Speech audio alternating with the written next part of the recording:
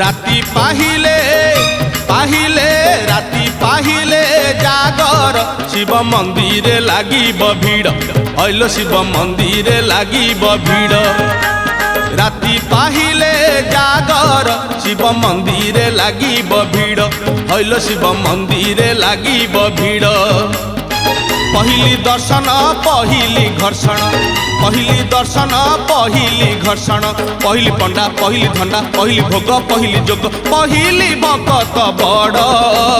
राति पाहिले पाहिले राति पाहिले जागर शिव मंदिर लागिब भीड़ हइलो शिव मंदिर लागिब भीड़।